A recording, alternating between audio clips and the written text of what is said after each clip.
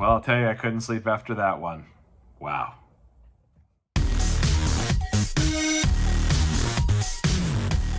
You know, usually when Raw ends, I go ahead and I head to bed. I wake up the next morning, collect my thoughts, and sometime early Tuesday morning, usually put up a little Raw review right here on the Watch Long Wrestling YouTube channel. But not tonight. Tonight was one of those nights where I couldn't go to sleep right afterwards. Honestly, the show was so good, I just had to come on and talk with all of you about this show. There was so much to get into. Let's, of course, start. First off, if you haven't seen Raw, I really suggest you go out of your way to watch it. It started with a bang. You had a variety of really great storyline development in the middle of this show, and then it ends with just an epic conclusion. I highly recommend you check this show out. If you're thinking about it, go out of your way to watch it. This show flew by. I thought it was really, really well done and executed perfectly. So let's start with the biggest news. Of course, the show started with the open, the then, now, forever together, and all throughout you had the little glitches, the little QR code stuff, and it was clear, I think, at that moment that, all right, tonight was the night that the Wyatt Six, Uncle Howdy, and his new crew were going to be debuting on Raw. It felt like this was the night. A lot of the talk on the internet was that this was going to be the night. Personally, I always thought this was going to lead to SummerSlam, probably the end of SummerSlam. Maybe Cody retains, and then boom, here comes the Wyatt Six. Not to be. Instead, it took place at the end of the show here tonight, and I thought it was just so well done. Now, before I get into it, I should let you know, the Bray Wyatt character for me is one that honestly means a lot to me. I really enjoyed the Bray Wyatt character. It just so happened that I was there for many different parts of the incarnation of Bray Wyatt. I volunteered at Access at WrestleMania 29 and saw the Wyatt family coming to the ring during Access there and as a part of WrestleMania 29 weekend, and I was like, whoa, like what is this? This felt so different, and it was really well done. And then I was at SummerSlam 2013, his first match as Bray Wyatt, into that new kind of character there with the Wyatt family, the Ring of Hell match against Kane. I was there at WrestleMania 30 when he had his match against John Cena, the biggest match probably in his career up until that point. And then I was there when The Fiend debuted in 2019 and was again there at Extreme Rules 2022 during the Bray Wyatt return. So I was hoping, I guess, that it would be a SummerSlam so I could have also been there for it. But I think this was the right call. I think that honestly, coming out of Clash at the Castle, you needed some stuff to really get excited about for the summer. And I thought this show overall really did it. But it was a really emotional ending, honestly. If you haven't seen it, Jey Uso did qualify for the Money in the Bank, and when he got the win, it was 10:53. And the way that Raw's gone recently, they haven't had the overages. They haven't gone over. They've ended pretty much flat at 11 o'clock. So when it was 10:53, I was like, we still got 7 minutes left here. I think this might happen. And so Jay went to the crowd. He's doing the whole thing with the Fireflies, which I'll be honest, I've never loved that Jey Uso just kind of took over the Fireflies, the yeeter of worlds, if you will. I know that I'm sure he got the blessing to do all that, but for me, it was always like, nah, I don't know that I love this. I like Jey Uso a lot, love his entrance. I think he's one of the most exciting characters in all of WWE. With that being said, I never loved the idea that he just owned the Fireflies with him. And so, with that being said, once that came out, it made a lot of sense, and they really did. They recreated, the beginning of this was very similar to how the Bray Wyatt character was reintroduced at the end of Extreme Rules 2022, where the match ended, and I think it was Riddle and Daniel Cormier end up going up going backstage. They win their match. Riddle wins the match. Daniel Cormier is with him. They go to the back, and then boom, lights go out, and you suddenly see that spotlight. And the spotlight was there tonight, and out came, and I was like, how much are they going to show, right? Are they going to reveal the entire crew? Are they going to reveal some of the crew? Are they just going to bring Uncle Howdy back? Maybe he introduces the first character. But the first person we saw was a young lady who I would think is Nikki Cross. Now, I don't know this, but my thought process was just, Nikki Cross, and you gotta give him credit for this.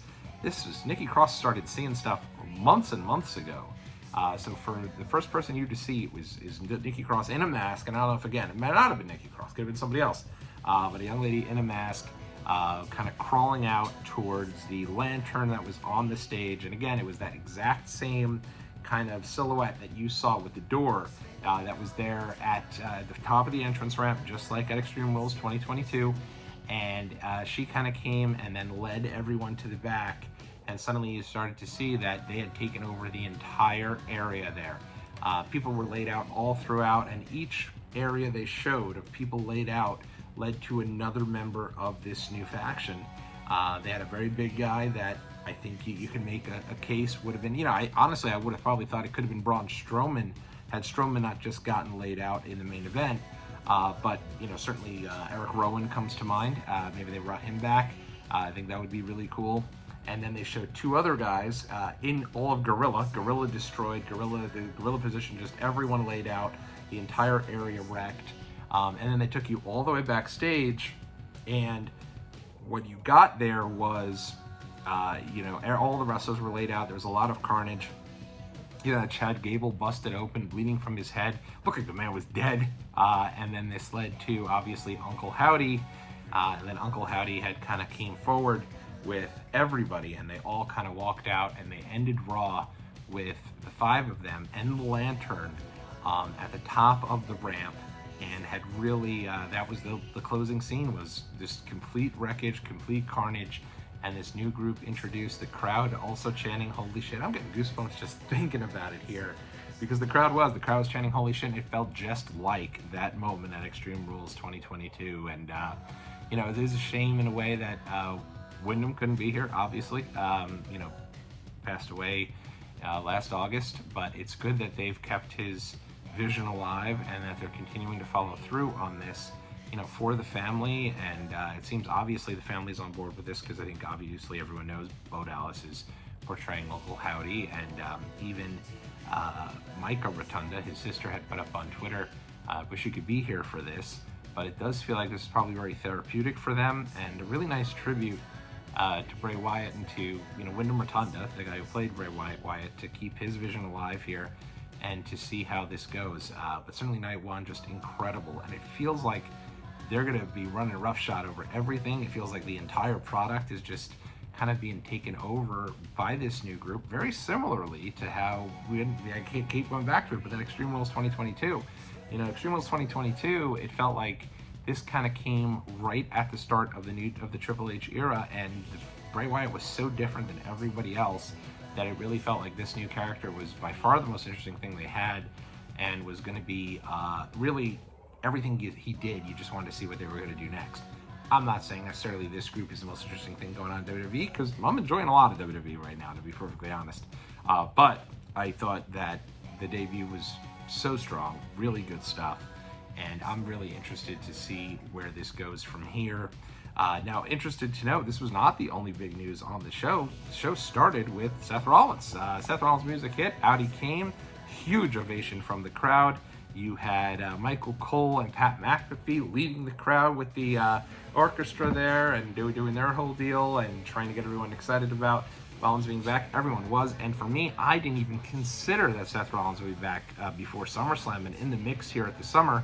But he came out, he had declared himself for Money in the Bank, but was interrupted by El Campeon himself. Damian Priest came out and talked with Seth Rollins and said, hey, I want to defend this title against you at Money in the Bank. Forget Money in the Bank, I want to defend the title against you. And really, was like, hey, I'm better than you now, and I want to be able to prove myself, and the best way to do it is to go against you, the former world champion. So I thought Priest came across really strong in this promo, probably the best promo work of his life. And I thought, certainly of his run here as champion. So for me, I'm excited for this, and it made it official. It is going to be Seth Rollins versus Damian Priest, Money in the Bank main event. I think immediately my thought is, okay, well, Rollins can get the belt back now and go against Gunther at SummerSlam. But at the same time, it really feels like Priest is starting to pick up a little momentum. So I'm interested to see where they go from there. And I like that a lot of these things, certainly with the debut of the Wyatt 6 there. And I didn't even mention it. A lot of people are saying, hey, there was only 5. I took the lantern to be representing Bray Wyatt, and that Bray Wyatt is still his group, and everybody is working for him, even though obviously Wyndham Rotunda has passed away. That being said, there could also be another member to come at some point. I know a lot of people were hoping for Alexa Bliss. She was not there tonight. They look like 4 gentlemen and the little lady, who I don't think is Alexa Bliss. I think it looked like Nikki Cross. I think it was Nikki Cross. And it makes a lot of sense because she's the first one who really started acting weird, looking out into space. And, you know, that was really the first hint that, like, maybe they were going to be bringing back the Wyatt stuff with her. So I wanted to just make that point. For my theory on that, I do think that there will eventually lead to maybe Alexa Bliss being involved in this, but I could also see it that this is the 6th and they still act, you know, this is the Bray Wyatt 6th and Bray Wyatt's still a part of this, even though obviously Wyndham Rotunda passed away and Bray Wyatt's not going to be coming back, but unfortunately, but that's how I took the 6 to be, because I know it's supposed to be Wyatt 6, and I think that's where all of this stems from. I guess more to be seen, but also more to be seen is where they're going to go with the world title. Will they keep the belt on Damian Priest, or will they give it back to Seth Rollins, kind of go the route of that? I do think the Rollins-Gunther match probably has a little more heat than an interesting kind of babyface heel dynamic, where it is going to be looking like it's going to be Rollins and Gunther at SummerSlam. I think that's a good match, and I think a really big match for SummerSlam. I think there's so much those two can do with each other. But again, I wouldn't sleep on Damian Priest. They seem pretty high on him. I think he had a strong showing at Clash of the Castle and came off for the first time, really, like a world champion and the guy to start off the show. So I'm interested to see where they go with Damian Priest and Seth Rollins. I like the callback that Damian Priest mentioned that Damian Priest was Rollins' first opponent when Rollins won the title, and at this stage, Damian Priest thinks he's superseded Rollins, he's better than Rollins and can prove it. So I like the idea, kind of a change-up that a heel champion is saying, no, I want to defend this title against you to prove myself. And I think if Damian Priest, I don't know, he's a heel, but at the same time, he's kind of been kind of that tweener type guy for a while now. So it'll be interesting to see kind of what comes of him. But I hope they don't just dispose of this guy, because I think they have something. I'm not sure he's world champion necessarily, but I do think they got a lot in Priest, and I hope he's not kind of just cast aside here. So let's see how this plays out. Even though you got the return of Seth Rollins pretty much out of nowhere, I don't think anybody was saying that Rollins was going to be back anytime soon. I hadn't heard anything about him being involved in SummerSlam plans at all. So for him to be back, that was great. For the debut of, obviously, the Wyatt 6 at the end of the show, I thought was awesome. But from a storyline perspective, the biggest news coming out of this show is that Drew McIntyre has quit WWE. Now, of course, we did hear the news that Drew McIntyre has re-signed, and I'm assuming this is part of a storyline, but I love the twist. I didn't necessarily expect that he came out. He was really pissed off, and rather than saying, hey, I'm going to get my revenge, he was like, the hell with it. I'm done. Reminded me of Matt Hardy. Screw WWE, I'm going to Ring of Honor. That's what I was, was reminiscent of to me. And he quit, and, Adam Pearce begged him not to leave. Triple H begged him not to leave, and he's like, you know what, I'm done. And who can blame the guy? You know, they built two shows around him getting his crowning achievement moment in his home country, and he ends up not doing it. He falls short both times. So I'd be frustrated as well, especially after getting screwed like this. It makes storyline sense for him to quit. And honestly, when his music hit, people were kind of into him. Yeah, there were some people booing him, but he initially got a pretty big pop.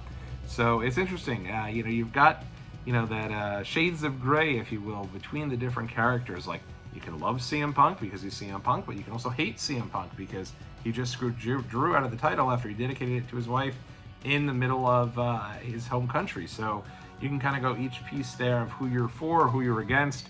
But interesting to see where they go with the Drew McIntyre has quit. Put on my fantasy booking hat. I'm doing whatever it takes to get AEW to allow Drew McIntyre to show up and have a match at Forbidden Door. I think that would be a huge deal for AEW. I'm sure they'd be down for it. And you really want to sell that Drew has quit, it makes the most sense for him to go over to AEW, make some sort of agreement, and have him wrestle at Forbidden Door. If this is all storyline, fine. But let's just have him go over to AEW and do one match. I think it'd be amazing. Or at least TNA. Obviously, WWE is working with TNA. It'd be a huge deal for Drew to go back to TNA, at least for a little bit.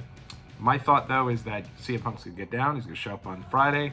He's going to get ready for the It's Clobbering time, and he's going to get clobbered right there from Drew. And the idea is going to be that while Drew quit, he only quit Raw and is now signed to SmackDown, and he's ready to take on CM Punk. Though I think Punk's going to be a Raw guy, so I'm not sure. But I do expect Drew to be there in Chicago to ruin Punk's homecoming, just like Punk did his in Scotland.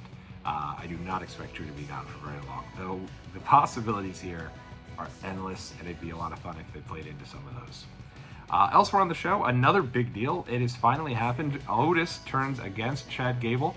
Chad Gable laid out Akira Tozawa, and that was it. Otis was like, I'm done. He turned around. Everybody went nuts the second it looked like he was going to turn on Gable. And when he finally did, the place erupted. And it really feels like, I was always under the impression that the end goal here is for Chad Gable to get the Intercontinental title. And I do think maybe somewhere down the line he will. But it seems like the storyline with him and Sami Zayn is done. Gable's now moved on to having a storyline here with Otis and with, I guess, the remaining members of the Alpha Academy. But even afterwards, when they got an interview with him, he said, "Screw this! Like, I'm gonna go and I'm gonna go ahead and I'm gonna qualify for Money in the Bank." And next week it will be Braun Strowman going up against Chad Gable, going up against Bronson Reed, the winner of which will qualify for Money in the Bank and join Jey Uso, who did win a main event tonight before the Wyatt 6 stuff happened, against Rey Mysterio and Finn Balor. So Jey is there, and we'll see if Chad Gable gets on to that piece. But for me, I think the big match probably at SummerSlam is going to be Otis against Chad Gable. But I'd love to see Gable win Money in the Bank and take that next step to the even higher level. Because I think the character is that good, and he's done some of the best work of his entire career, and I'd love to see where it can go from there. But I think in the meantime, that match with Otis is coming at SummerSlam, and it should be pretty great. People are really into it, so I'm interested to kind of see where that goes. And if eventually Chad Gable does, form a new Alpha Academy at some point down the road. Elsewhere on the show, I'd say another really big piece of this, Sami Zayn came out, and I will say, Sami's really coming into his own as Intercontinental Champion. I thought he came across really strong in his promo, interrupted by Bron Breakker, and it was like, well, Sami, I love you, but that's it, bud. His sayonara, that belt is going to Bron Breakker. But instead, Bron was interrupted by Sheamus. Sheamus continuing his 5-year pursuit to try to get the Intercontinental title, the one title that has eluded him throughout his entire WWE run. And it was set up for a match with Sheamus and Bron Breakker. I think everyone on the planet assumed Bron Breakker would win the match, and instead, he lost by disqualification. It was Ludwig Kaiser who would debut, and he interfered and pulled Sheamus out of the ring, causing a DQ. Sheamus gets the win. I'm not sure if that means it's going to be Sheamus and Sami at Money in the Bank or for the Intercontinental title at some point. But Braun went crazy after the match. He laid out Sheamus again. He even then laid out with a sickening spear Ludwig Kaiser and Sami Zayn. He just went completely nuts. The booking of Bron Breakker has been one of my favorite pieces of all of WWE. I can tell you that when this guy first debuted in NXT 2.0, I hated him. Not necessarily the guy, but the idea behind him. I was just like, they're going to push this guy. He's going to be the guy to dethrone Roman. Instead, they switched course. They changed it. They went from the babyface who's being pushed down our throats to kind of a heel, and they built him up, gave him some more time to do seasoning in NXT, had him lose to Dolph Ziggler, which I thought was great. And eventually now has debuted on the Raw roster and is just running roughshod. But the way they're doing this and the way that they're really presenting this character is great. And I know he botched a move tonight. Let's get over it. It's pro wrestling. The botches happen all the time. You want to have a good time, stand up and scream, "You effed up," and let's move the hell on. It is what it is. We don't need to have a big to-do about it. Yes, he botched it. Yes, it was a scary spot. But that's life. It's what happens in pro wrestling. I thought the stuff about Jade botching a move has been overblown as well. Who cares? It's pro wrestling, and we move on. So that really was it. I guess the other thing here on the show is that Io Sky also did qualify for the Women's Money in the Bank match, so she'll have an opportunity to defend her Money in the Bank win from last year. And she also did promise that, Kairi Sane and Dakota Kai better shape up.